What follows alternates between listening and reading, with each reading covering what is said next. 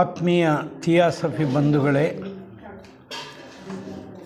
ಈ ದಿವಸ ಒಂದು ಅತಿ ಶ್ರೇಷ್ಠವಾದಂಥ ಒಂದು ವಿಷಯದ ಬಗ್ಗೆ ಚರ್ಚೆ ಮಾಡೋಣ ಮತ್ತು ತಿಳ್ಕೊಳ್ಳೋಣ. ನಾನು ಎಷ್ಟೋ ಸಾರಿ ನನಗೆ ಭಾವನೆ ಆಗುತ್ತೆ, ಕಾನೂನನ್ನು ನಾವು ಗೌರವಿಸ್ತಾ ಇರೋದು, ಸಂವಿಧಾನವನ್ನು ಗೌರವಿಸ್ತಾ ಇರೋದು ನಮ್ಮ ಇಂದಿನ ಸ್ಥಿತಿಗೆ ಕಾರಣ ಅಂತ ನಾನು ಭಾವಿಸ್ಕೊಂಡಿದ್ದೀನಿ. ಕಾನೂನಿಗೆ ನಮಗೆ ರೆಸ್ಪೆಕ್ಟೇ ಇಲ್ಲ, ಕಾನೂನು ನಮಗೆ ತಿಳಿದಿಲ್ಲ. ಒಂದು ಅದಕ್ಕೆ ಯಾವ ಮಾನ್ಯತೆಯೂ ಕೊಡಲ್ಲ. ಯಾರೂ ಯಾವ ಅಧಿಕಾರಿಗಳೂ ಕೂಡ ಕಾನೂನು ಪುಸ್ತಕ ತೆಗೆಯೋದೇ ಇಲ್ಲ. ಸುಮ್ಮನೆ ಒಂದು ಕಾಮನ್ ಸೆನ್ಸಲ್ಲಿ ನಮ್ಮ ಜೀವನ ನಡೀತಾ ಇದೆ.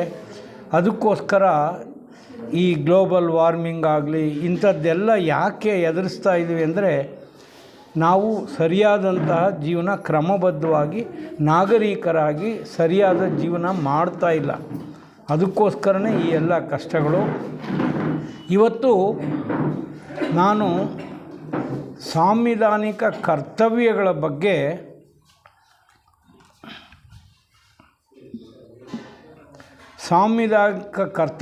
ಬಗ್ಗೆ ನಾನು ನಿಮಗೆ ಸ್ವಲ್ಪ ಮಟ್ಟಿಗೆ ನನ್ನ ಆಲೋಚನೆಗಳನ್ನು ಹಂಚ್ಕೊಳ್ಳೋಕ್ಕೆ ಇಷ್ಟಪಡ್ತೀನಿ. ಅದಕ್ಕಿಂತ ಮುಂಚೆ ಆ್ಯಸ್ ಯೂಶುವಲ್ ನಾವೊಂದು ಸ್ವಲ್ಪ ನಗೋಣ. ಇದು ಭಾರಿ ಭಜನೆ ಎಲ್ಲ ಕೇಳಿದ್ದೀವಿ. ನಾನು ಹೊಸದಾಗಿ ವಕೀಲ ಆಗೋದೆ. 1979ರಲ್ಲಿ ನಾನು ಇಲ್ಲಿಂದ ಬೆಂಗಳೂರಿಗೆ ಹೋದೆ ವಕೀಲಾಗಿ. ಆವಾಗ ಇನ್ನೂ ಹೊಸ ಇದು. ಒಬ್ಬ ಪ್ರಿಂಟಿಂಗ್ ಪ್ರೆಸ್ ಓನರ್ ಅವನು ಸಾಲ ತೊಗೊಂಡ್ಬಿಟ್ಟಿದ್ದ ಬ್ಯಾಂಕ್ನಲ್ಲಿ. ದುಡ್ಡು ಕೊಡಲೇ ಇಲ್ಲ, ಬಡ್ಡಿನೂ ಕೊಡಲಿಲ್ಲ, ದುಡ್ಡೂ ಕೊಡಲಿಲ್ಲ. ನಮ್ಮ ಆಫೀಸ್ಗೆ ಅವನು ಕಕ್ಷಿದಾರ ಕೇಸ್ ಕೊಟ್ಟಿದ್ದ. ಸರಿ, ನಾವೇನು ಡಿಫೆನ್ಸ್ ತಗೊಂಡಿದ್ವಿ. ಇವನು ಆಗ ಇಂದಿರಾ ಗಾಂಧಿ ತುರ್ತು ಪರಿಸ್ಥಿತಿಯ ಘೋಷಣೆ ಮಾಡಿದಂಥ ಕಾಲ. ಒಂದು ಕಾನೂನು ಮಾಡಿದರು. ಏನು ಮಾಡಿದರು? ಕೊಟ್ಟರ ಸಾಲ ಕೊಡಬಾರ್ದು, ಈ ಮಿತಿನಲ್ಲಿದ್ದರೆ ಆದಾಯ ಈ ಮಿತಿನಲ್ಲಿದ್ದರೆ ಸಾಲ ವಾಪಸ್ ಕೊಡಬೇಕಾಗಿಲ್ಲ ಅಂತಿತ್ತು. ಅಂದರೆ ಡೆಟರ್, ಆ ಕಾನೂನಲ್ಲಿ ಡೆಟರ್ ಆದರೆ ಅವನು ಸಾಲ ಕೊಡಬೇಕಾಗಿಲ್ಲ. ನಾವು ಅಂಥದ್ದೊಂದು ನಿಲುವು ತಗೊಂಡಿದ್ವಿ. ಬೆಳಿಗ್ಗೆ ಒಬ್ಬ ಬಂದ, ಸಫಾರಿ ಹಾಕ್ಕೊಂಡಿದ್ದಾನೆ, ಪ್ಯಾಂಟೆಲ್ಲ ಹಾಕ್ಕೊಂಡಿದ್ದಾನೆ. ಬಂದು ಸರ್ ಅಂತ ನನ್ನ ಹತ್ರ ನಿಂತ್ಕೊಂಡ. ಅಲ್ಲಿ ನಮ್ಮ ಸೀನಿಯರ್ ಅಲ್ಲಿದ್ದಾರೆ, ಅವರು ಒಂದು ಚೇಂಬರ್ನಲ್ಲಿ ಸಪ್ರೇಟ್ ಕೂತ್ಕೊಳ್ಳೋರು, ನಾವು ಹೊರಗಡೆ ಕೂತ್ಕೊಳ್ತಾಯಿದ್ವಿ. ಅವ್ರಿಗೆ ಅಲ್ಲಿ ಸೀನಿಯರ್ ಹತ್ರ ಹೋಗಪ್ಪ ಕಾಣು ಅಂತ ಹೇಳಿದೆ.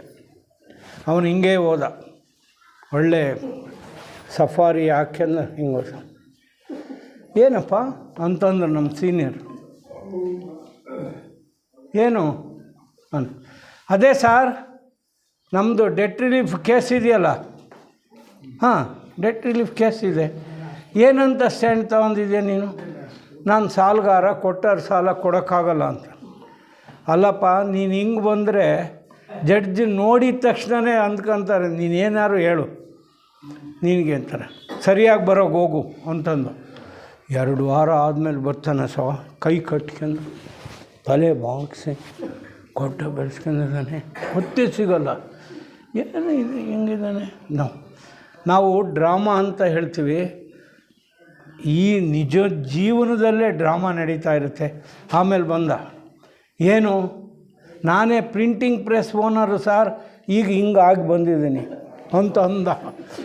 ಓಹೋ, ಈಗ ನೀನು ಸಾಕ್ಷಿ ಕೊಡ್ಬೋದು, ಬಾ ಸಾರ್, ಸಾಲಗಾರ ಅಂತ ಹೇಳ್ಬೋದು ನೀನು ಅಂತ ಹೇಳಿದರು.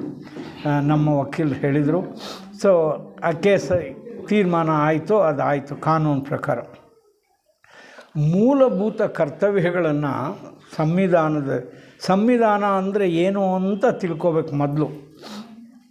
ನಮ್ಮ ವಿಶ್ವಾಸ. ಸಂವಿಧಾನ ಅಂದ್ರೇನು ಅಂದರೆ ನಮ್ಮ ಆತ್ಮವಿಶ್ವಾಸ. ಬೇಡಿದ್ದನ್ನು ಕೊಡುವಂತಹ ಕಲ್ಪತರು. ಸಂವಿಧಾನದ ಆಚೆಗೆ ನಮ್ಮ ಜೀವನ ಇರೋಕ್ಕೆ ಸಾಧ್ಯವೇ ಇಲ್ಲ. ಸಂವಿಧಾನದ ಚೌಕಟ್ಟಿನಲ್ಲಿ ನಮ್ಮ ಜೀವನ ಇರೋಕ್ಕೆ ಸಾಧ್ಯ ಇದೆ. It's A Sacred document. ನೀವು ಎಷ್ಟೋ ಗ್ರಂಥಗಳನ್ನು ಇವತ್ತು ಪುರಂದರದಾಸರದು ಎಷ್ಟು ತತ್ವಪದಗಳನ್ನು ಕೇಳಿದ್ರಿ, ಎಷ್ಟು ಪುರಂದರದಾಸರ ಕೀರ್ತನೆಗಳನ್ನು ಕೇಳಿದ್ರಿ. ಅದೆಲ್ಲದಕ್ಕಿಂತಲೂ ನೀವು ಸಂವಿಧಾನವನ್ನು ಅಧ್ಯಯನ ಮಾಡಿದ್ರೆ ಅಷ್ಟೇ ಸಂತೋಷವನ್ನು ನಿಮಗೆ ಕೊಡುತ್ತೆ. ಯಾಕೆಂದರೆ ಸಂವಿಧಾನದ ಹತ್ರ ಹೋಗಿ ನಾನು ಇಂಜಿನಿಯರ್ ಆಗಬೇಕು ಅಂತ ಹೇಳಿ ತಥಾಸ್ತು ಅಂದ್ಬಿಡುತ್ತೆ. ಆಗ ನಾನು ಡಾಕ್ಟ್ರ್ ಆಗಬೇಕು ಅಂದರೆ ತಥಾಸ್ತು ಅಂದ್ಬಿಡುತ್ತೆ ಸಂವಿಧಾನ. ನಾನು ಲಾಯರ್ ಆಗಬೇಕು ತಥಾಸ್ತು ಅಂದ್ಬಿಡುತ್ತೆ. ನಾನು ಕೂಲಿಗಾರ ಆಗಬೇಕು ತಥಾಸ್ತು ಅಂದ್ಬಿಡುತ್ತೆ ಸಂವಿಧಾನ. ಕೇಳಿದ್ದನ್ನು, ನಮ್ಮ ಬದುಕನ್ನು ನಮಗೆ ಬೇಕಾದ ರೀತಿಯಲ್ಲಿ ಯಾರ ಹಿಡತಡೆಯೂ ಇಲ್ಲದೆ ಸ್ವತಂತ್ರ ಪೂರ್ವಕವಾಗಿ ನನ್ನ ಸ್ವಚ್ಛವಾದ ಆಲೋಚನೆಗಳಿಂದ ನನಗೆ ಬೇಕಾದ ರೀತಿಯಲ್ಲಿ ನನ್ನ ಜೀವನವನ್ನು ರೂಢಿಸ್ಕೊಳ್ಳೋದೇ ಭಾರತದ ಸಂವಿಧಾನ. ಅದು ಸಮಾನತೆಯ ಬಗ್ಗೆ ಮಾಡ್ತಾರೆ. ಯಾರಾದರೂ ಮೇಲು ಕೀಳು ಅಂತ ಹೇಳಿದ್ರು, ಕಾನ್ಸ್ಟಿಟ್ಯೂಷನ್ ಓದ್ಕೊಂಬ ಅಂತ ಹೇಳ್ಬೋದು. ನೀವು ನಾನು ಏನು ಕೂಲಿ ಇರ್ಬೋದು, ನೀನು ರಾಷ್ಟ್ರಪತಿನೇ ಇರ್ಬೋದು, ಆದರೆ ಮನುಷ್ಯರಾಗಿ ನಾವಿಬ್ಬರು ಒಂದೇ. ನೀವು ಹುದ್ದೆನಲ್ಲಿ ವ್ಯತ್ಯಾಸ ಇರ್ಬೋದು, ಒಬ್ಬರು ದೊಡ್ಡ ಹುದ್ದೆನಲ್ಲಿ ಇರ್ಬೋದು, ಒಬ್ಬರು ಚಿಕ್ಕ ಹುದ್ದೆನಲ್ಲಿ ಇರ್ಬೋದು.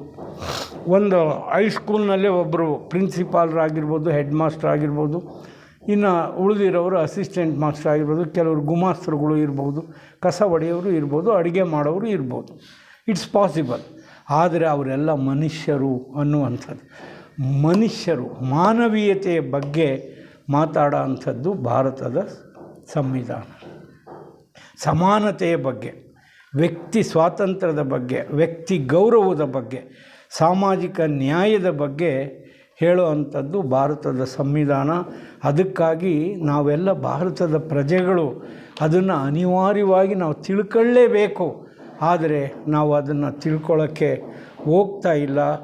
ಯಾವಾಗ ಕಾನೂನು ಗೊತ್ತಿಲ್ವೋ, ನಿಮ್ಗೆ ಒಂದು ಓಟ್ ಇದೆಯಲ್ರಿ, ಎಲೆಕ್ಷನ್ ಬಂದಾಗ 5 ವರ್ಷಕ್ಕೆ ಒಂದು ಸಾರಿ ಹಾಕಿದ್ರೆ ಆಯ್ತು ಅಂತ.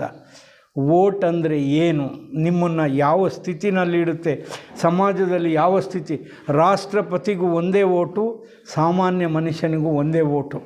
ಯಾಕೆ ಅಂದರೆ ಈಕ್ವಾಲಿಟಿ ಪ್ರಿನ್ಸಿಪಲಲ್ಲಿ, ಸಮಾನತೆಯ ಆಧಾರದ ಮೇಲೆ ರಾಷ್ಟ್ರಪತಿಗಾದ್ರೂ ಅಷ್ಟೇ, ಸಾಮಾನ್ಯ ಪ್ರಜೆಗಾದ್ರೂ ಕೂಡ ಅಷ್ಟೇ ಇರೋವಂಥದ್ದು. ಈ ಮೌಲ್ಯಗಳನ್ನು ನಾವು ತಿಳ್ಕೋಬೇಕಾಗುತ್ತೆ. ನಾನಿವತ್ತು ಸಂವಿಧಾನದ ಕರ್ತವ್ಯಗಳು, ಮೂಲಭೂತ ಕರ್ತವ್ಯಗಳು, ಈಗ ಮೂಲಭೂತ ಹಕ್ಕುಗಳ ಬಗ್ಗೆ, directive principles of state policy ಬಗ್ಗೆ ನಾನು ಹೇಳಿದ್ದೀನಿ. ಆದರೆ ಇವತ್ತು ನಮ್ಮ ಕರ್ತವ್ಯಗಳಿದೆ, ಜವಾಬ್ದಾರಿ ಇದೆ. ಕರ್ತವ್ಯಗಳಂದರೆ ಏನಂದರೆ, ಒಂದು ಹಕ್ಕನ್ನು ಕೇಳಬೇಕಾದ್ರೆ ಕರಸ್ಪಾಂಡಿಂಗ್ ಡ್ಯೂಟಿ ಇರುತ್ತೆ. ನೀವು ರಸ್ತೆ ಮೇಲೆ ನಿಮ್ಮ ಕಾರನ್ನು ರಾಂಗ್ ಸೈಡಿಗೆ ಬಂದು ನನ್ನ ಕಾರಿಗೆ ಡಿಕ್ಕಿ ಹೊಡಿಬಾರ್ದು ಅಂದರೆ ನೀವು ಅದೇ ರೀತಿ ನಡ್ಕೋಬೇಕು. ಇನ್ನೊಬ್ಬರ ಕಾರಿಗೆ ಡಿಕ್ಕಿ ಹೊಡೆಯೋಂಗಿಲ್ಲ. ನೀವು ರಸ್ತೆಯಲ್ಲಿ ಎಡಗಡೆನೇ ಹೋಗಬೇಕು ಅಂತ ಅದರ ಅರ್ಥ. There is a corresponding duty. ಯಾವುದೇ ಹಕ್ಕಾದರೆ, ಯಾವುದೇ ಹಕ್ಕನ್ನು ನಾವು ಗೌರವಿಸೋದಾದರೆ there is a corresponding duty. ಅದಕ್ಕೆ ಸಮಾನವಾದಂತಹ ಇನ್ನೊಂದು ಕರ್ತವ್ಯನೂ ಕೂಡ ಇರುತ್ತೆ. ಆ ಕರ್ತವ್ಯ ಏನು ಮೂಲಭೂತ ಅಂದರೆ ಮನುಷ್ಯರಾಗಿ ನಾವು ಮಾಡಲೇಬೇಕಾದಂಥ ಕರ್ತವ್ಯ ಏನಂದರೆ, ಫಸ್ಟ್ ಡ್ಯೂಟಿ ಕಾನ್ಸ್ಟಿಟ್ಯೂಷನಲ್ಲಿ ಹೇಳೋದು ಆರ್ಟಿಕಲ್ 51A ನೀವು ಮೊದಲನೇ ಕರ್ತವ್ಯ, we must respect our constitution. ನಮ್ಮ ಸಂವಿಧಾನವನ್ನು ನಾವು ಗೌರವಿಸಬೇಕು. ನಾನು ಭಾರತೀಯ ಅನ್ನುವಂತಹ ಹೆಮ್ಮೆ ನಮ್ಮೆಲ್ಲರಿಗೂ ಇರಬೇಕು. ಆ ಭಾರತದ ನಾನು ಭಾರತೀಯ ಅನ್ನುವಂಥದ್ದು ಇರಬೇಕು. ನಮ್ಮ ರಾಷ್ಟ್ರ ಧ್ವಜವನ್ನು ನಾವು ಗೌರವಿಸಬೇಕು. ನಮ್ಮ ರಾಷ್ಟ್ರ ಗೀತೆಯನ್ನು ನಾವು ಗೌರವಿಸಬೇಕು. ಕಾಲು ಹಿಡ್ಕೊಂಡು ಕೂತಿರ್ತೀವಿ, ಅದಕ್ಕೆ ಗೌರವ ಕೊಡಬೇಕು ರಾಷ್ಟ್ರಗೀತೆಗೆ. ಅದು ಗೊತ್ತೇ ಇಲ್ಲ ನಮಗೆ ರಾಷ್ಟ್ರಗೀತೆಯನ್ನು. ಅದನ್ನು ಯಾರು ಮೊದಲಾದರೂ ಸಿನಿಮಾದ ಕೊನೆಗೆ ಅಥವಾ ಸೆಕೆಂಡ್ ಶೋ ಶುರು ಆಗಬೇಕಾದ್ರೆ ಹಾಕೋರು ಗೀತೆನ, ಆವಾಗ ಎದ್ದು ನಿಂತ್ಕೊಂಡು ಒಂದು ಗೌರವ ಕೊಡೋದು ಹೇಗೆ ಅನ್ನೋದು ತೋರಿಸ್ತಾಯಿದ್ರು. ಈಗ ಅದೂ ಕೂಡ ಸ್ಟಾಪ್ ಮಾಡಿದ್ದಾರೆ ಅಂತ ಕಾಣಿಸುತ್ತೆ. ನಮ್ಮ ರಾಷ್ಟ್ರಗೀತೆ, ರಾಷ್ಟ್ರಧ್ವಜ ಮತ್ತು ಸಂವಿಧಾನವನ್ನು ಗೌರವಿಸೋದು ಅಂದರೆ ಏನು ಅನ್ನೋದನ್ನು ಕೂಡ ಬಹಳ ಮುಖ್ಯ. ಕೈ ದಿವಸ ಪೂಜೆ ಮಾಡೋದು ಊದುಗಡ್ಡೆ ಹಚ್ಚಿ ಅಂತ ಅರ್ಥ ಅಲ್ಲ. ಅದರಲ್ಲಿರೋ ಅಂಥ ಪ್ರಿನ್ಸಿಪಲ್ಸನ್ನು ನಾವು ಅಳವಡಿಸ್ಕೊಳ್ಳೋದು ನಮ್ಮ ಬದುಕಾಗಿ ಮಾಡ್ಕೊಳ್ತಾರೆ. ಅದರಲ್ಲಿ ಒಂದು ಆರ್ಟಿಕಲ್ ಇದೆ, 75 ವರ್ಷದ ಹಿಂದೆ ಸಂವಿಧಾನ ಬಂದಿದೆ. 1950ನೇ ಇಸ್ವಿ ಜನವರಿ 26ನೇ ತಾರೀಕು ಸಂವಿಧಾನ ಭಾರತ ಗಣರಾಜ್ಯವಾಗಿದೆ. ಆವಾಗ ಅದು ಜಾರಿಗೆ ಬಂದಿದೆ ಸಂವಿಧಾನ. ಅದರಲ್ಲಿ ಒಂದು ಆರ್ಟಿಕಲ್ 17 ಅನ್ಟಚಬಿಲಿಟಿ ಇಸ್ ಅಬಾಲಿಷ್ಡ್ ಅಂತ ಇದೆ. ಅಸ್ಪೃಶ್ಯತೆ ರದ್ದಾಗಿದೆ. ಈ ಸಂವಿಧಾನ ಬಂದ ಮೇಲೆ ಅಸ್ಪೃಶ್ಯತೆ ಅನ್ನೋದು ಭಾರತದಲ್ಲಿ ಇಲ್ಲ ಅಂತ ಅದರರ್ಥ. ಈ ಮಾತಿಗೆ ನಮ್ಮ ಸಹಮತ ಇದೆಯಾ, ಗೌರವ ಇದೆಯಾ ನಾವು ತಿಳ್ಕೊಬೇಕು. ನಾವು ನಮ್ಮ ಸಂವಿಧಾನವನ್ನು ಗೌರವಿಸ್ತೀವ ಅಂತ ತಿಳ್ಕೊಳ್ಳಿ ಅಷ್ಟೇ, ಗೊತ್ತಾಯಿತು. That is respecting means what? Respecting is not worshipping. ಒಂದು ಕಡೆ ಇಟ್ಕೊಂಡು ಕಟ್ಟಾಗಿ ನಾಮ ಇಟ್ಟು ಪೂಜೆ ಮಾಡೋದು ಅದಲ್ಲ. ಅದರ ಭಾವವನ್ನು ಅರ್ಥ ಮಾಡಿ ನಾವು ಜೀವಿಸೋದು. R V living? ನೀವು ಯೋಚನೆ ಮಾಡಿ, ನಿಮ್ಮ ಹೃದಯಗಳಿಗೆ ಈ ಪ್ರಶ್ನೆ ಕೇಳಿ. ನಾವು ಅಸ್ಪೃಶ್ಯತೆ ನಮ್ಮ ಸಮಾಜದಿಂದ ತೊಲಗಿದೆಯಾ, ರದ್ದಾಗಿದೆಯಾ, ಮನುಷ್ಯರ ಥರ ನಾವು ನೋಡ್ತಾ ಇದ್ದೀವ ಅಂತ ಒಂದು ಯೋಚನೆ, ಒಂದು ಸಾರಿ ಯೋಚನೆ ಮಾಡಿದ್ರೆ ನಮಗೆ ಆವಾಗ ಉತ್ತರ ಬರುತ್ತೆ, ಎದೆಯಿಂದ ಉತ್ತರ ಬರುತ್ತೆ. ಇಲ್ಲ ಇದು ಇನ್ನೂ ಪರಿಪೂರ್ಣವಾಗಿ ಜಾರಿಗೆ ಬಂದಿಲ್ಲ. 75 years in a life of A country is two long A period. 75 ವರ್ಷಗಳು ಒಂದು ರಾಷ್ಟ್ರದ ಜೀವನದಲ್ಲಿ ಅತಿ ಉದ್ದವಾದಂತಹ ಸಾಕಷ್ಟು ಸಮಯ. ಆದರೆ 75 ವರ್ಷಗಳಾದ್ರೂ ಇನ್ನೂ ಕೂಡ ಅಸ್ಪೃಶ್ಯತೆಯ ಬಗ್ಗೆ, ಅಮಾನುಷ ನಡವಳಿಕೆಯ ಬಗ್ಗೆ ನಾವು ಕೇಳ್ತಾ ಇದ್ದೀವಿ. ಇದು ಸಂವಿಧಾನವನ್ನು ಗೌರವಿಸ್ತಕ್ಕಂಥ ಅಲ್ಲ. ಇನ್ನೊಂದೇ ಒಂದು ಉದಾಹರಣೆಯನ್ನು ಕೊಡ್ತೀನಿ. ನನಗೆ ಮಕ್ಕಳನ್ನು ಕಠಿಣವಾದಂತಹ ಕಾರ್ಖಾನೆಗಳಲ್ಲಿ ಕೆಲಸಕ್ಕೆ ತೊಡಗಿಸ್ಬಾರ್ದು, ಕಠಿಣವಾದಂಥ ಜಾಗಗಳಲ್ಲಿ ಅಂತ ಹೇಳ್ಬೋದು. ನಮ್ಮ ಮಕ್ಕಳು ಅಂದರೆ ಯಾರು? 6 ವರ್ಷದಿಂದ 14 ವರ್ಷಗಳು. ನಮ್ಮ ಸಂವಿಧಾನ ಇರುತ್ತೆ, ಬಲಾತ್ಕಾರದ ಯಾವುದೇ ಕಾರ್ಯವನ್ನು ಯಾರಿಂದಲೂ ಮಾಡಿಸ್ಕೂಡ್ದು. ಅದರಲ್ಲಿ ವಿಶೇಷವಾಗಿ ಮಕ್ಕಳನ್ನು children should not be engaged in hazardous work ಅಂತ ಇದೆ. ಯಾವುದೇ ಕಠಿಣವಾದಂಥ ಕಾರ್ಯಗಳಲ್ಲಿ ಇಟ್ಟಿಗೆ ತಯಾರು ಮಾಡೋವಂಥದ್ದು ಅಥವಾ ರಿಸ್ಕ್ ಇರೋವಂಥದ್ದು ಪಟಾಕಿ ಕಾರ್ಖಾನೆಗಳಲ್ಲೋ ಮಾಡಿದೆ. ಆದರೆ ನೀವು ನೋಡಿ, ಎಲ್ಲ ಕಾರ್ಖಾನೆಗಳಿಗೂ ದೊಡ್ಡವ್ರಿಗಿಂತ ಕಡಿಮೆ ಕೂಲಿ ಕೊಡ್ಬೋದು ಅಂತ ಮಕ್ಕಳನ್ನೇ ನೇಮಕ ಮಾಡ್ತೀವಿ. ನಾವು ನಮ್ಮ ಸಂವಿಧಾನವನ್ನು ಗೌರವಿಸ್ತೀವ ಅಂತ ಒಂದು ಸಾರಿ ಯೋಚನೆ ಮಾಡಿ. We are not respecting our constitution. ನಮ್ಮ ಸಂವಿಧಾನವನ್ನು ನಾವು ಗೌರವಿಸ್ತಾನೇ ಇಲ್ಲ. ಅದರಿಂದ ಆತ್ಮೀಯ ಬಂಧುಗಳೇ, ಈ ಥಿಯಾಸಫಿಯ ಮೂಲಕ ಇಂಥ ಒಂದು ವ್ಯವಸ್ಥೆ ಮಾಡಿದ್ರಲ್ಲ, ಈ ಕಠಿಣವಾದಂಥ ವಿಷಯ ಇದು ನಿಜ. ಆದರೆ ಅಂಥ ಪ್ರಯತ್ನ ಮಾಡಿದ್ದಾರೆ. ನಾವು ಯೋಚನೆ ಮಾಡಿದ್ದೀವಿ, ಈ ಸಾಂವಿಧಾನಿಕ 3 ವಿಷಯಗಳನ್ನು, ಮೂಲಭೂತ ಹಕ್ಕುಗಳನ್ನು, ರಾಜ್ಯದ ಕರ್ತವ್ಯವನ್ನು, ಪ್ರಜೆಯ ಮೂಲಭೂತ ಕರ್ತವ್ಯಗಳನ್ನು ತಿಳಿಸ್ಕೊಡ್ಬೇಕು ಅನ್ನೋವಂಥದ್ದು. 2ನೇ ಕರ್ತವ್ಯ ಏನಂದರೆ, ನಮ್ಮ ಹಿರಿಯರು ಮಹಾತ್ಮ ಗಾಂಧೀಜಿ, ಸರ್ದಾರ್ ವಲ್ಲಭಾಯ್ ಪಟೇಲ್, ಮೋತಿಲಾಲ್ ನೆಹರು ಅಂಥವರು ಯಾವುದೋ ಒಂದು ಉದ್ದೇಶವನ್ನು ಇಟ್ಟುಕೊಂಡು ಅವರು ಸತ್ಯಾಗ್ರಹನ ಮಾಡಿದರು. ಗಾಂಧೀಜಿಯವ್ರದ್ದು ಜೀವನ ಹೇಗೆ ಅಂತಂದರೆ, ಅವರು ಅರೆನಗ್ನ. ಅವರು ಇದಕ್ಕೆ ಇಲ್ಲಿ ದಾರಿನಲ್ಲಿ ಹೋಗ್ತಾ ಇರ್ಬೇಕಾದ್ರೆ ಹಿಡ್ಕೊಂಡು ಹೋದರೆ ಅವರೇನು ವಿರೋಧ ಪ್ರತಿಭಟಿಸಂಗಿಲ್ಲ, ಹೋಗ್ತಿರೋದಷ್ಟೇ. ಹಿಡ್ಕೊಂಡು ಹೋಗ್ರಪ್ಪ, ಜೈಲಿನಲ್ಲಿದೆ. ಅವ್ರಿಗೆ ಒಂದು ಚಾರ್ಜ್ ಮಾಡ್ತಾರೆ, ಬಾಲಗಂಗಾಧರ ತಿಲಕ್ಗೆ ರಾಷ್ಟ್ರದ್ರೋಹಿ ಅಂತ. ಬಾಲಗಂಗಾಧರ ತಿಲಕ್ ರಾಷ್ಟ್ರದ್ರೋಹಿನ, ಮಹಾತ್ಮ ಗಾಂಧೀಜಿಗೆ ಅದೇ ಚಾರ್ಜ್ ಮಾಡ್ತಾರೆ, ರಾಷ್ಟ್ರದ್ರೋಹಿ ಅಂತ. ಮಹಾತ್ಮ ಗಾಂಧೀಜಿ ರಾಷ್ಟ್ರದ್ರೋಹಿನ?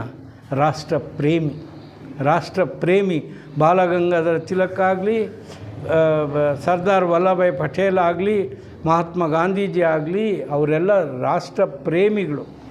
ಅವರು ಆರ್ಗ್ಯುಮೆಂಟ್ ಮಾಡ್ತಾರೆ. ಸ್ವಾಮಿ ಬ್ರಿಟಿಷ್ ಜಡ್ಜ್ ಇರ್ತಾರೆ, ಬ್ರಿಟಿಷ್ ಜಡ್ಜ್ ಮುಂದೆ ನಿಂತು ಆರ್ಗ್ಯುಮೆಂಟ್ ಮಾಡ್ತಾರೆ. ಅವಾಗ ಹೇಳ್ತಾರೆ, ನಾನು ನನ್ನ ಕೆಲವು ಮಾತುಗಳನ್ನು ಹೇಳಬೇಕು, ಚಾರ್ಜ್ ಕಮ್ಮಿ ಏನು ಮಾಡಿದ್ದೀರಿ ಅಂತ ನಾನು ಕೇಳೋಕ್ಕಲ್ಲ ಆರ್ಗ್ಯುಮೆಂಟ್ ಮಾಡೋದು. ಬಾಲಗಂಗಾಧರ ತಿಲಕ್ ಅವ್ರಿಗೆ ಕೊಟ್ಟಿದ್ದೀರಲ್ಲ ಅದಕ್ಕಿಂತ ಕಡಿಮೆ ಶಿಕ್ಷೆ ಕೊಡಬೇಡ್ರಿ ಅಂತ ಕೇಳಿದ್ರು. ಗಾಂಧೀಜಿ ಆರ್ಗ್ಯುಮೆಂಟ್ ಏನು ಅಂದರೆ, ನಂತರ ಚಾರ್ಜಲ್ಲಿ ಬಾಲಗಂಗಾಧರ ತಿಲಕ್ಕೆ ಕೊಟ್ಟು ಮ್ಯಾಂಡಲೆ ಜೈಲಿನಲ್ಲಿ ಇಟ್ಟಿದ್ದೀರಲ್ಲ, ನನಗೆ ಅದಕ್ಕಿಂತ ಕಡಿಮೆ ಕೊಡಬೇಡ್ರಿ ಶಿಕ್ಷೆ, ಅಷ್ಟೇ ಕೊಡ್ರಿ. ಬ್ರಿಟಿಷ್ ಜಡ್ಜ್, ಆ ಬ್ರಿಟಿಷ್ ಜಡ್ಜ್ ಹೇಳ್ತಾನೆ, ಎಂದಾದರೂ ಒಂದು ದಿನ ನನ್ನ ಜೀವಿತದ ಕಾಲದಲ್ಲಿ ಭಾರತ ಸ್ವತಂತ್ರವಾಯಿತು, ಮಹಾತ್ಮ ಗಾಂಧಿಗೆ ಬಿಡುಗಡೆ ಆಗಿದೆ ಅಂದರೆ ನನ್ನಷ್ಟು ಖುಷಿ ಪಡೋನು ಈ ಜಗತ್ತಿನಲ್ಲಿ ಯಾರೂ ಇಲ್ಲ ಅಂತ ಆ ಜಡ್ಜ್ ಹೇಳ್ತಾನೆ. That is the conduct. Human conduct ಅಂದರೆ ಮನುಷ್ಯರ ನೆಲೆ, ನಡವಳಿಕೆ ಅಂತಂದರೆ ಆ ಥರ ಇರಬೇಕು. ಅಷ್ಟು ಶ್ರೇಷ್ಠ ನಾವು ಮನುಷ್ಯರಾಗಿ, ಅಷ್ಟು ಶ್ರೇಷ್ಠತೆ. 3 ವಿಷಯಗಳನ್ನು ನಾನು ಇತ್ತೀಚೆಗೆ ಸಾಯಿ ಭಜನ್ಸ್ ಕೇಳಬೇಕಾದ್ರೆ ನನಗನ್ನಿಸ್ತು, ನನಗೆ ಇವು 3 ಅತಿ ಇಂಪಾರ್ಟೆಂಟ್ ಅಂತ. ಅಂದರೆ every soul is potentially divine. ನಮ್ಮಲ್ಲಿ ಪ್ರತಿಯೊಂದು ಆತ್ಮವೂ ಕೂಡ ಪವಿತ್ರಾತ್ಮ, ನಾವೆಲ್ಲರೂ ಪವಿತ್ರಾತ್ಮರು. ಎಂದೂ ಕೂಡ ನಾನು ವೇಸ್ಟು, ನನಗಿದಾಯಿತು, ನನಗದಾಯಿತು, never say like that. I will do it, ನಾನು ಅಚೀವ್ ಮಾಡ್ತೀನಿ, ನನ್ನ ಆರೋಗ್ಯ ಸರಿ ಇದೆ, ನಾನು ಎದ್ದೇಳ್ತೀನಿ. ಆ ರೀತಿ ಪಾಸಿಟಿವ್ ಥಿಂಕಿಂಗನ್ನು ನಾವು ನಮ್ಮ ಜನಗಳಿಗೆ ಹೇಳೋಣ.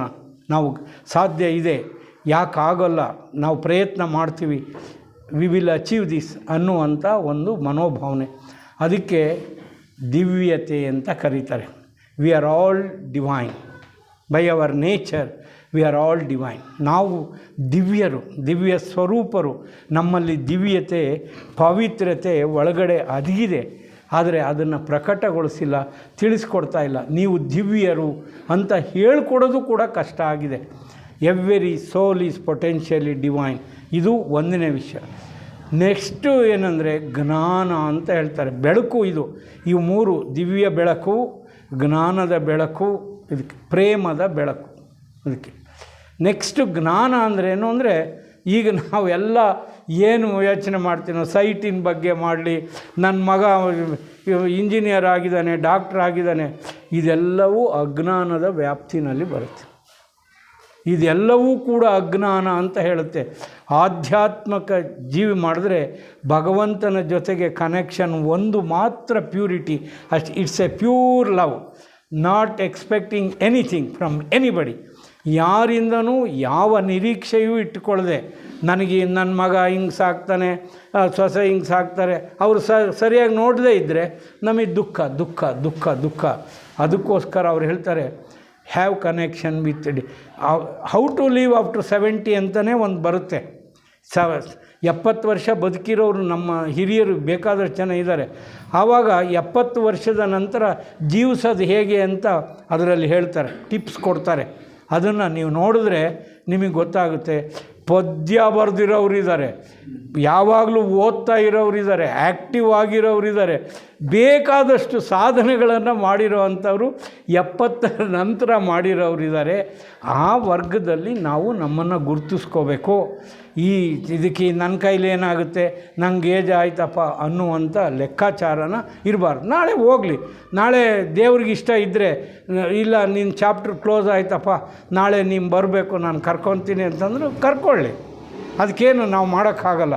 V are bound to die. If not today, ಇವತ್ತಲ್ಲದೆ ಇದ್ದರೆ ನಾಳೆ ಆದರೂ ಸಾಯಲೇಬೇಕು. ನಾವು ಎಂದೋ ಒಂದಿನ ಸಾಯಬೇಕು. ಯಾವಾಗ ಕರ್ಕೊಳ್ತಾಳೋ ಭಗವಂತನಿಗೆ ಇಚ್ಛೆ ಇದ್ದ ಕರ್ಕೊಳ್ಳಿ. ಆದರೆ ಇಲ್ಲಿರೋ ಪ್ರತಿ ಕ್ಷಣವೂ ಕೂಡ we must leave, not dye. ನಾವು ಪ್ರತಿ ಕ್ಷಣವೂ ಜೀವಿಸ್ಬೇಕು ಹೊರತು ಸಾವನ್ನು ಸಾಯಬಾರ್ದು. ನಾವು ಪ್ರತಿ ಗಳಿಗೆನೂ ಸಾಯ್ತಾ ಇದ್ದೀವಿ, ಜೀವಿಸ್ತಾ ಇಲ್ಲ. ಅದಕ್ಕೆ make life more beautiful, enjoyable, pleasant. ಅದಕ್ಕೆ ಈಗ ಪುರಂದರದಾಸರು ಅದು ಹೇಳಿ, ಏಜ್ ಯೋಚನೆ ಮಾಡಿದ್ರೆ ಅವ್ರ ಏಜ್ ಎಷ್ಟು? 86 ಅಂದ್ರೆ ಅವರು. ಈ ಯಜಮಾನ್ರು ಏಜ್ ಎಷ್ಟು ಹೇಳ್ರಿ? ಅದಕ್ಕೆ ಶಿವಕುಮಾರ್ ಅವ್ರದ್ದು ಎಷ್ಟು ಹೇಳ್ರಿ? ಹಾಂ, ಮತ್ತು ನಾವು ಎಲ್ಲ ಆಡ್ತಾಯಿದ್ವಿ, ಖುಷಿಯಿಂದ ಆಡ್ತಾಯಿದ್ವಿ. ನನಗೆ 71 ತುಂಬಿದೆ, 72 ನಡೀತಾ ಇದೆ. So that is how we should leave. ಆ ರೀತಿ ನಮ್ಮ ಜೀವನವನ್ನು ಮಾಡ್ಕೋಬೇಕು. ಯಾವ ಆದರ್ಶಕ್ಕೋಸ್ಕರ ನಮ್ಮ ಹಿರಿಯರು ಸ್ವಾತಂತ್ರ್ಯ ಹೋರಾಟದಲ್ಲಿ ಭಾಗವಹಿಸಿದ್ರೋ ಆ ಕಡೆ ಗಮನ ಇಟ್ಟು ನಾವೆಲ್ಲರೂ ಮಾಡಬೇಕು ಅನ್ನೋವಂಥದ್ದು ನೆಕ್ಸ್ಟ್ ಕರ್ತವ್ಯ. ಆಮೇಲೆ ದೇಶಭಕ್ತಿ ಇರಬೇಕು. ನಮಗೆ ಇಂಡಿಯನ್ ಅಂತ ಒಂದು ಲೆಕ್ಕ ಇರಬೇಕು. ನಾವು ಇಂಡಿಯನ್ ಭಾರತೀಯರು ಅನ್ನುವಂಥ ಒಂದು ಲೆಕ್ಕಾಚಾರ ಇರಬೇಕು. ನಾವು ಏನೋ ಒಂದು ಮಾಡಿದ್ವಿ ಆ ಥರ ಅಲ್ಲ. ಅದು ದೇಶಭಕ್ತಿ. ನಮ್ಮ ದೇಶಕ್ಕೋಸ್ಕರ. ಈಗ ಇರಾನ್ನಲ್ಲಿ ಯುದ್ಧ ನಡೀತಾ ಇದೆ. ಒಂದು ಸಣ್ಣ ಮಗು ಹೇಳುತ್ತಂತೆ, ಒಂದು ಸಣ್ಣ ಮಗು 10 ವರ್ಷದ ಮಗು ಹೇಳುತ್ತೆ, I also want to be a soldier. ನಾನು ಸೈನಿಕನಾಗ್ತೀನಿ, ಯುದ್ಧಕ್ಕೆ ಹೋಗ್ತೀನಿ, ಅಮೇರಿಕದವ್ರನ್ನ ಹೊಡಿತೀನಿ ಅಂತ ಹೇಳುತ್ತಂತೆ. ಆ ರೀತಿಯ ರಾಷ್ಟ್ರಭಕ್ತಿ, ದೇಶ ಪ್ರೇಮ ನಮಗೆ ಒಂದು 4 ಹಾಡು ಹೇಳೋದಲ್ಲ. ರಾಷ್ಟ್ರ ಪ್ರೇಮ ನಿಜವಾಗೂ ಕೂಡ ಸ್ಯಾಕ್ರಿಫೈಸ್ ಮಾಡೋವಂಥದ್ರಲ್ಲಿ ಇರಬೇಕು. ಅದಕ್ಕೆ ಆ ರೀತಿ ನಮ್ಮ ಜೀವನವನ್ನು ಕಟ್ಕೋಬೇಕು ಅಂತ. ಆಮೇಲೆ ಭಾರತ ಸಂಪ್ರದಾಯ ಸಮಾಜ. ಇಲ್ಲಿರೋ ಅಷ್ಟು ಸಂಪ್ರದಾಯಗಳು, ಧರ್ಮಗಳು, ಆಚಾರಗಳು, ವಿಚಾರಗಳು ಬೇರೆ ಜಗತ್ತಿನಲ್ಲಿ ಎಲ್ಲೂ ಸಿಗಲ್ಲ ನಮಗೆ. ಭಾರಿ ಧರ್ಮಗಳಿದೆ, ಆಚಾರಗಳಿದೆ, ವಿಚಾರಗಳಿದೆ, ವೈವಿಧ್ಯತೆ ಇದೆ. ಅದನ್ನು ಹಂಗೆ ರೆಸ್ಪೆಕ್ಟ್ ಮಾಡಬೇಕಷ್ಟೆ. ನಾವೇನು ಮಾಡ್ತಾಯಿದ್ದೀವಿ, ನನಗಿಂತ ಭಿನ್ನವಾದರೆ ಅದೇ ಹಂಗೆ ಸಾಧ್ಯ ಆಗುತ್ತೆ ಅಂತೇಳಿ ಹಂಗೆ ಹೇಳೋಕ್ಕೆ ಹೋಗಬಾರ್ದು. That's your thinking, okay fine, this my thinking ಅಷ್ಟೇ. ನಿಮ್ಮ ಆಲೋಚನೆಗಳನ್ನು ನೀವು ಬದುಕಿ ಅಷ್ಟೇ. ಇನ್ನೊಬ್ಬರಿಗೆ ಹಂಗೆ ಇರೋಕ್ಕಾಗಲ್ಲ ಅಂತ ಹೇಳೋಕ್ಕೆ ನಮಗಿಲ್ಲ. ಒಬ್ಬರು ರೋಡನ್ನು ಆಯ್ಕೆ ಮಾಡ್ಕೋಬೋದು, ಒಬ್ಬರು ಮೇಲೆ ಗಾಳಿನಲ್ಲಿ ಹೋಗ್ತೀನಿ ಅಂತ ವಿಮಾನ ಆಯ್ಕೆ ಮಾಡ್ಕೋಬೋದು, ಇನ್ನೊಬ್ಬರು ಟ್ರೈನಲ್ಲಿ ಹೋಗ್ಬೋದು, ಇನ್ನೊಬ್ಬರು ನಡ್ಕೊಂಡು ಹೋಗ್ಬೋದು, ಇನ್ನೊಬ್ಬರು ಬಂಡಿನಲ್ಲಿ ಹೋಗ್ಬೋದು. ಅವರವರ ಆಯ್ಕೆ ಅಷ್ಟೇ. ಅದಕ್ಕೋಸ್ಕರ ನೀವು ಹೋಗೋ ಪಥ ಸರಿ ಇಲ್ಲ ಅಂತ ನಾವು ಯಾರಿಗೂ ಹೇಳಬಾರ್ದು. ನಾನು ಈ ಪಥವನ್ನು ಆಯ್ಕೆ ಮಾಡಿದ್ದೀನಿ, this is comfortable to me, I will walk down, ಈ ಪಥದಲ್ಲಿ ನಾನು ಹೋಗ್ತೀನಿ ಅಂತ ಹೇಳಬೇಕಷ್ಟೇ ಹೊರತು ನೀವು ಹೋಗೋ ಅಂಥದ್ದಿಲ್ಲಂದರೆ ಎಷ್ಟು ಪಥಗಳು. ಈಗ ನಾವು ಬೆಂಗಳೂರು ಅಂತ ಊರು ಇಟ್ಕೊಂಡು ಅದ್ರ ಸುತ್ತಮುತ್ತ ಎಲ್ಲ ಚೆನ್ನೈನಿಂದನೂ ಬೆಂಗಳೂರಿಗೆ ಬರಬೇಕು, ಹೈದ್ರಾಬಾದ್ನಿಂದನೂ ಬೆಂಗಳೂರಿಗೆ ಬರಬೇಕು, ಹೊಸದುರ್ಗದಿಂದಲೂ ಬೆಂಗಳೂರಿಗೆ ಹೋಗಬೇಕು ಅಂದರೆ ಒಂದೇ ದಾರಿ ಹುಡ್ಕೋಕ್ಕಾಗುತ್ತಾ? ಇಲ್ಲ. ನಮ್ಗೆ ಅನುಕೂಲ ಆಗೋದು ಯಾವುದೋ ಹೈದ್ರಾಬಾದ್ನವ್ರಿಗೆ ಅನುಕೂಲ ಆಗೋದು, ಚೆನ್ನೈನ ಅನುಕೂಲ ಆಗೋದು, ಕಡೂರಿನವ್ರಿಗೆ ಅನುಕೂಲ ಆಗೋದು, ಅವ್ರವ್ರ ದಾರಿನಲ್ಲಿ ಅವ್ರವ್ರು ಹೋಗ್ತಾರೆ, ಅವ್ರವ್ರು ತಲುಪ್ತಾರೆ ಬೆಂಗಳೂರನ್ನ. ಸೊ ಈ ಮಾರ್ಗ, ಈ ಒಂದು ಅದಕ್ಕೆ ಆ ಒಂದು ಕರ್ತವ್ಯ ಏನು ಹೇಳುತ್ತೆ ಅಂದರೆ transcend beyond all these things. ಅದಕ್ಕೆ ಎಲ್ಲಿ ನೀವು ನೋಡ್ತೀರಿ, ಕುವೆಂಪು ಅವರ ಅನಿಕೇತನದಲ್ಲಿ ನೀವು ಈ ಪದ್ಯದಲ್ಲಿ ನೀವು ಈ ಶಬ್ದವನ್ನು ನೋಡ್ತೀರಿ. ಅವರು ಹೇಳ್ತಾರೆ, ಕುವೆಂಪು ಅವ್ರನ್ನ ನಾನು ನೋಡೋಕ್ಕೆ ಹೋಗಿದ್ದೀನಿ ಅವ್ರ ಮನೆಗೆ, ಉದಯ ರವಿ ಅಂತ ಮೈಸೂರಿನಲ್ಲಿ ಅವ್ರ ಮನೆಗೆ ಹೋಗಿ ಹೆಜ್ಜೆ ಇಟ್ಟಿದ್ವಿ. ಅವ್ರ ಮಗಳಿದ್ದರು ತಾರಿಣಿ ಅಂತ, ನೋಡೋಕ್ಕೆ ಬಿಡಲೇ ಇಲ್ಲ. ವಾಪಸ್ ಬಂದ್ವಿ. ಇನ್ನೊಂದು ಸ್ವಲ್ಪ ದಿವಸ ಬಿಟ್ಟು ಬರ್ರಿ ಅಂದರು. ಅಂಥ ದಿನ ಬರಲೇ ಇಲ್ಲ. ಯಾಕೆಂದರೆ ಕುವೆಂಪು ಸತ್ತೋದ್ರು. ಆ ವ್ಯಥೆ ನಮಗಿದೆ. ಆವಾಗ ನಾವು ಯಜಮಾನಿನೂ ಕುಪ್ಪಳ್ಳಿಗೆ ಹೋದ್ವಿ. ಕುಪ್ಪಳ್ಳಿಗೆ ಹೋಗಿ ಆ ಬಂಡೆ ಹತ್ರ ಕೂತ್ಕೊಂಡು ಆ ಪಕ್ಷಿಗಳು ಹಾರಾಡೋಂಥದ್ದು ಅಂಥ ಪರಿಸರ, ಆ ಮನೆ ಎಲ್ಲ ನೋಡ್ಕೊಂಡು ಬಂದ್ವಿ ನಾವು. ಸೊ ಅಲ್ಲಿ ನೀವು ಹೇಳ್ತೀರಾ ಎಲ್ಲ ಧರ್ಮದೆಲ್ಲೆ ಮೀರಿ. ನಾವು ಭಾರತದಲ್ಲಿ ನೀವು ಜೀವನ ಮಾಡಬೇಕಾದ್ರೆ ಎಲ್ಲ ಧರ್ಮದ ಎಲ್ಲೆಯನ್ನು ಮೀರಬೇಕು. That's what it says. ಎಲ್ಲ ಧರ್ಮದ ಭಾಷೆಯಿಂದ ಹೋಗಬೇಕು. ನೀವು ಭಾಷೆಯಿಂದ ಎತ್ತರದವರು ಆಗಬೇಕು. ನಾವು ಕನ್ನಡ ಭಾಷೆ ಅಂದರೆ ಹೌದಪ್ಪ, ಬೆಂಗಾಳಿ ಮಾಡೋನು ಬೀಳ್ತಾನೆ, ಅವನನ್ನು ಸಹನೆ ಮಾಡ್ಕೊಳ್ಳೋದು ಹೆಂಗೆ ನೀನು? ಇನ್ನೊಬ್ಬ ತಮಿಳು ಮಾತಾಡ್ತಾನೆ, ಅವನು ಸಹನೆ ಮಾಡ್ಕೊಳ್ಳೋದು ಹೆಂಗೆ? ಇನ್ನೊಬ್ಬ ತೆಲುಗು ಮಾತಾಡ್ತಾನೆ, ಅವನು ಸಹನೆ ಮಾಡ್ಕೊಳ್ಳೋದು ಹೆಂಗೆ? If you want to tolerate, you must respect every language. ನಾವು ಭಾರತದಲ್ಲಿ ಬದುಕಬೇಕು ಅಂತಂದರೆ ಎಲ್ಲ ಭಾಷೆಗಳನ್ನು, ಎಲ್ಲ ವ್ಯಕ್ತಿಗಳನ್ನು, ಎಲ್ಲ ಜೀವಿಗಳನ್ನು ಗೌರವಿಸೋದನ್ನು ಕಲ್ತ್ಕೋಬೇಕು. ಅದಕ್ಕೆ transcend beyond all these things.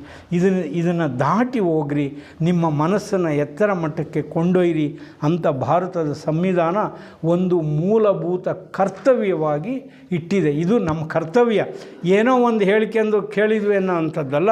It's our duty, fundamental duty to transcend. And then respect all women. Next ಕರ್ತವ್ಯ ಏನಂದರೆ ಮಹಿಳೆಯರನ್ನು ಗೌರವಿಸಿ. ಇದಕ್ಕೆ ನೋಡಿ, ಇವಾಗ ಏನು ನೆನ್ನೆ ರಿಸರ್ವೇಷನ್ ಬಿಲ್ಲು ಇದು ಇಂಥದ್ದೆಲ್ಲ ನಾವು ನೋಡ್ತೀವಲ್ಲ, ಎಷ್ಟು ಪರ್ಸೆಂಟ್ ಇದ್ದಾರೆ ಥ್ರೂಔಟ್ ದಿ ವರ್ಲ್ಡ್. ವುಮನ್ 50% ಇದೆ. ಅಮ್ಮ ನೀನು ಹೆಂಗಸು, ಅದಕ್ಕೆ ಓದಂಗಿಲ್ಲ ನೀನು ಅಂದ್ಬಿಟ್ರೆ, in one stroke by one sentence they are prohibited from studying. ಓದಂಗಿಲ್ಲ. ಓದಲಿಲ್ಲ ಅಂದರೆ ನಿಮಗೆ ಗುಮಾಸ್ಕೇನೂ ಸಿಗಲ್ಲ. ಅದಕ್ಕೆ ಈಗ ಟ್ರ್ಯಾಕ್ಟ್ರ್ ಬಿಡಬೇಕಾ ಬಿಡ್ತಾರೆ, ಮೋಟ್ರ್ ಸೈಕಲ್ ಬಿಡಬೇಕಾ ಬಿಡ್ತಾರೆ, ಆಟೋ ಬಿಡಬೇಕಾ ಬಿಡ್ತಾರೆ, ಬಸ್ ಬಿಡಬೇಕಾ ಬಿಡ್ತಾರೆ, ಮುಖ್ಯಮಂತ್ರಿ ಆಗಬೇಕು ಆಗ್ತಾರೆ, ವಿರೋಧ ಪಕ್ಷದ ನಾಯಕರಾಗಬೇಕು ಆಗ್ತಾರೆ, ರಾಷ್ಟ್ರಪತಿ ಆಗಬೇಕು ಆಗ್ತಾರೆ, ಸೋಲ್ಜರ್ಸ್ ಆಗಬೇಕು ಆಗ್ತಾರೆ. ಯಾವುದಾಗಿಲ್ಲ ನಮ್ಮ ದೇಶದಲ್ಲಿ ತೋರಿಸಿ. ಪ್ರೈಮ್ ಮಿನಿಸ್ಟರ್ ಆಗಿಲ್ವಾ? ಆಗಿದ್ದಾರೆ. ವಿರೋಧ ಪಕ್ಷದ ನಾಯಕರಾಗಿಲ್ವಾ? ಆಗಿದ್ದಾರೆ. ರಾಷ್ಟ್ರಪತಿ ಆಗಿಲ್ವಾ? ಆಗಿದ್ದಾರೆ. ಮಹಿಳೆ ಯಾವುದನ್ನು ಮಾಡೋಕ್ಕಲ್ಲ. ನಾವು ನಮ್ಮ ಭಾವನೆಯಿಂದ ಸಮಾನವಾಗಿ ಟ್ರೀಟ್ ಮಾಡಲ್ಲ. ವಕೀಲನಾಗಿ ನನಗಂತೂ ದಿನ ಒಂದು 3-4 ಕೇಸಾದರೂ ಬರುತ್ತೆ. ನನ್ನ ತಂಗಿ ಅವಳಿಗೇನು ಸರ್ ಕುಂಕುಮ ಅರಿಶಿನ ಕೊಡ್ತಾಯಿದ್ದೀನಿ, ಅವಳು ಬಂದು ಕೇಸ್ ಹಾಕಿದಾಳೆ ಸರ್ ನನ್ನ ಮೇಲೇ ಭಾಗಕ್ಕೆ. ಅಲ್ಲಪ್ಪ, ಇದಕ್ಕೂ ಕುಂಕುಮ ಇದಕ್ಕೆ ಅದಕ್ಕೂ ಏನಯ್ಯ, ಅವ್ರ ಹಕ್ಕಣಯ್ಯ, ಕಾನ್ಸ್ಟಿಟ್ಯೂಷನಲ್ ರೈಟ್ಸ್.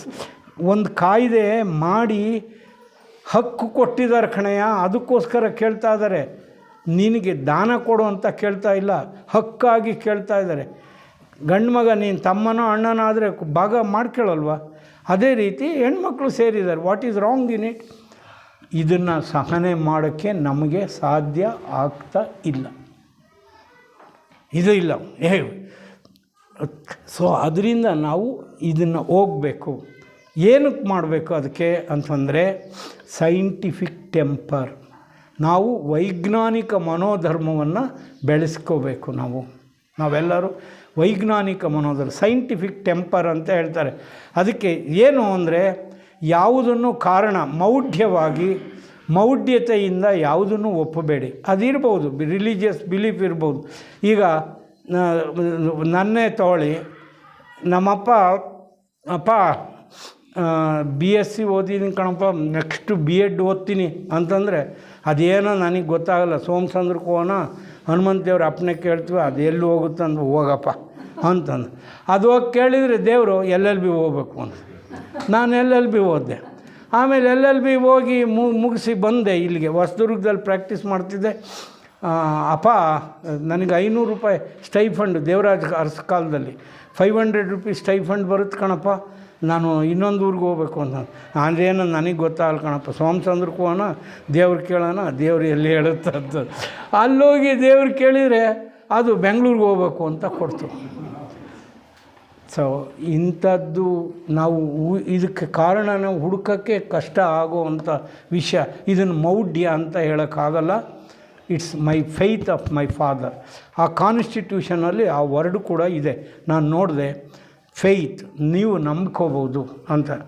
ನಂಬಿಕೆ ನನ್ನ ಸಾಹಸದಿಂದ ನಾನೇ ಕಂಡುಕೊಳ್ಳೋದು ಒಂದು ವಿಷಯ, ಇನ್ನೊಬ್ಬರು ದಾರಿ ನಡೆದಿರೋದನ್ನು ಅನುಸರಿಸೋದು ಇನ್ನೊಂದು ವಿಷಯ. ಇದು ಯು ಕ್ಯಾನ್ ಫಾಲೋ. ನೀವು ಇನ್ನೋವೇಟಿವ್ ಆಗಿರುವ ಹೊಸದಾಗಿ ದಾರಿನೂ ಕಂಡ್ಬೋದು, ಫಾಲೋನೂ ಮಾಡ್ಬೋದು ಅನ್ನುವಂಥ ರಿಲ್ಯಾಕ್ಸ್ ಆಗಿರೋವಂಥ ಸಂವಿಧಾನ ನಮ್ಮದು. ಆ ಹಕ್ಕನ್ನು ನಮಗೆ ಕೊಟ್ಟಿದೆ. ಎಕ್ಸಲೆನ್ಸ್ ಅಂತ ಹೇಳ್ತಾರೆ. ನೀವು ಜೀವನದಲ್ಲಿ ಯಾನೇ ಆಗಿರಲಿ, ಕಸ ಗುಡಿಸಿ ನೀವು, ಆದರೆ ಶ್ರೇಷ್ಠ ಕಸ ಗುಡಿಸೋರಾಗಬೇಕು. ಕ್ಲಾರ್ಕ್ ಆಗಿರಿ. ನಾನು ಕ್ಲಾರ್ಕ್ ಆಗಿದ್ದೀನಿ ಅಂತ ಹೇಳಬೇಡಿ, ಅದು ಒಂದು ಹುದ್ದೆ, ಅದಕ್ಕೆ ಒಂದು ಬೆಳಿಗ್ಗೆಯಿಂದ ಸಾಯಂಕಾಲದವರೆಗೂ ಕೆಲಸ ಅಟ್ಯಾಚ್ಡ್. ಅದರಿಂದ ಆ ವೃತ್ತಿಯನ್ನು ಶ್ರದ್ಧೆಯಿಂದ ಮಾಡಿ. ನೀವು teacher, do it with utmost devotion, do it. ಏನು ಎಷ್ಟು ಭಕ್ತಿ ಶ್ರದ್ಧೆಗಳಿಂದ ಮಾಡೋಕ್ಕಾಗುತ್ತೋ ಅಷ್ಟು ಮಾಡಿ. Achieve excellence. ನೀವು ಯಾವುದೇ ಅಡುಗೆ ಮಾಡ್ತೀರಾ, ಚೆನ್ನಾಗಿ ಮಾಡಿ ಬಡಿಸಿ, ಮಕ್ಕಳಿಗೂ ಮೊಮ್ಮಕ್ಕಳಿಗೂ ಎಲ್ಲರಿಗೂ ಬಡಿಸಿ. ನೀವು ನೆರೆಹೊರೆಯವರು ಬಂದರೆ ಅವ್ರಿಗೂ ಬಡಿಸಿ, ಚೆನ್ನಾಗಿ ಉಣ್ಕೊಂಡು ಹೋಗಿ ಅಂತ ಹೇಳಿ. That's how we should leave our life. ಅದಕ್ಕೆ ಕೊನೆಯದಾಗಿ ಇನ್ನೊಂದು ಕರ್ತವ್ಯ ಇದೆ, ಅದೇನೆಂದರೆ we must educate our children. ನಿಮ್ಮ ಮಕ್ಕಳಿಗೆ ವಿದ್ಯಾಭ್ಯಾಸವನ್ನು ಕೊಡಿ ಅಂತ ಹೇಳುತ್ತೆ. ಅದಕ್ಕೆ ಪ್ರತಿಯೊಬ್ಬ ತಂದೆ ತಾಯಿಗಳ ಮತ್ತು ಪೋಷಕರ ಕರ್ತವ್ಯ ಏನಾಗುತ್ತೆ ಅಂದರೆ 6 ವರ್ಷದಿಂದ 14 ವರ್ಷದವರೆಗೂ ಎಲ್ಲ ಮಕ್ಕಳುಗಳಿಗೂ ಕಡ್ಡಾಯ ಶಿಕ್ಷಣವನ್ನು ಕೊಡಿಸಲೇಬೇಕು. They must be educated. ಅದನ್ನು ನಾವು ಮಾಡಿಲ್ಲ. ಇದಕ್ಕೆ ಎಲ್ಲೆಲ್ಲೂ ತಗೊಳ್ತಾರೆ, ಮೊಬೈಲ್ ಇಟ್ಕೊತಾರೆ, ಏನೇನೋ ನೋಡ್ತಾರೆ, 4 ಜನ ಕಿಸಿ ಅಂತಾರೆ, ನಗ್ತಾರೆ, ಹೋಗೋವ್ರನ್ನ ಎದುರಿಸ್ತಾರೆ. ಇದೆಲ್ಲ ನಡೀತಾ ಇದೆ. ಇದನ್ನೆಲ್ಲ ನಾವು ಅನುಭವಿಸ್ತಾ ಇದ್ದೀವಿ. ಆದರೆ ಅವ್ರಿಗೊಂದು ಮಾತು ಹೇಳೋಕ್ಕಾಗಲ್ಲ. ಹುಡುಗರ ಇಲ್ಲಿ ಯಾಕೆ ಕೂತಿದ್ದೀರೋ, ಎದ್ದೋಗ್ರೋ ಅಂತ ಹೇಳೋಕ್ಕೆ ನಾವು ಸಾಧ್ಯ ಆಗ್ತಾಯಿಲ್ಲ. ಅಂಥ ಸ್ಥಿತಿನಲ್ಲಿದ್ವಿ.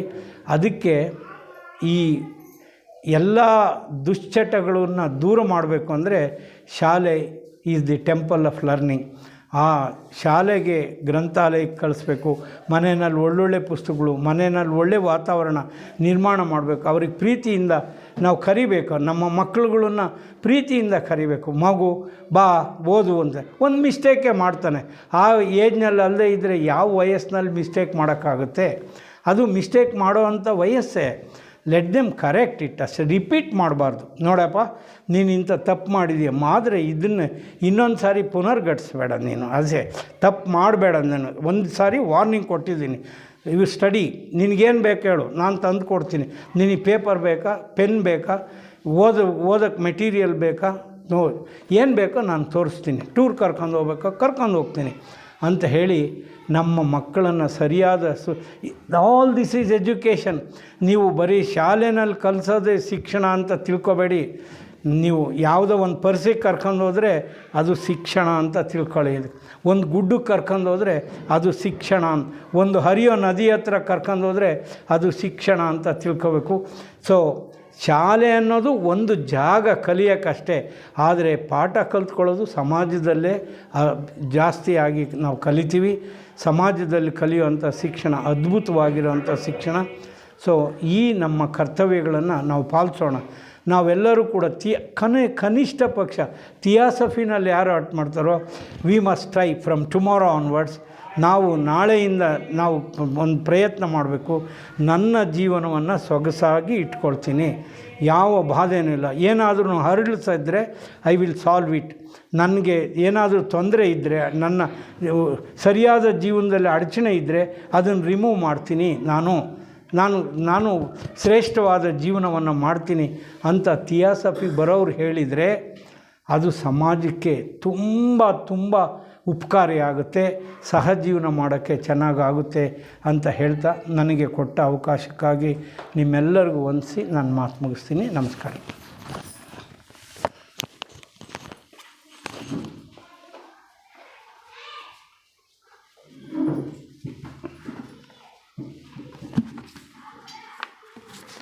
ಪೆನ್ನು ಇಲ್ಲೈತೆ.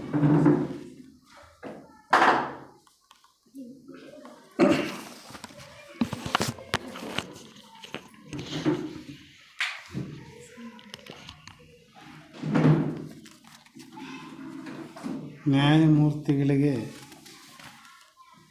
ಧನ್ಯವಾದ.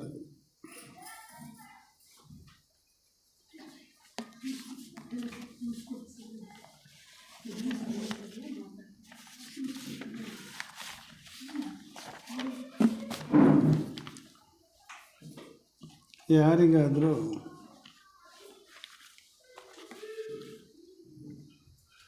ರಾಜಪ್ಪ ನೀನು ಯಾರ ಮಗ?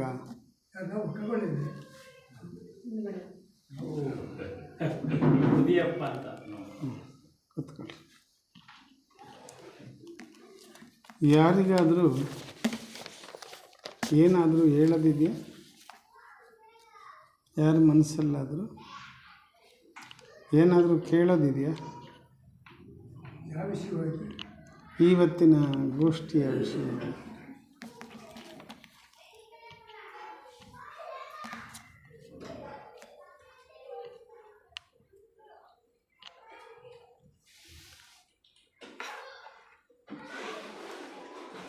ಸೋದರ ಸೋದರಿಯರೇ,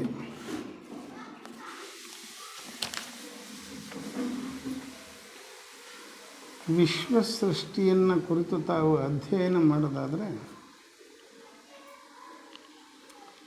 ಇವತ್ತು ನಡೆದ ಇಡೀ ಗೋಷ್ಠಿಯನ್ನು ಉಪನ್ಯಾಸವನ್ನು ಹೊರತುಪಡಿಸಿ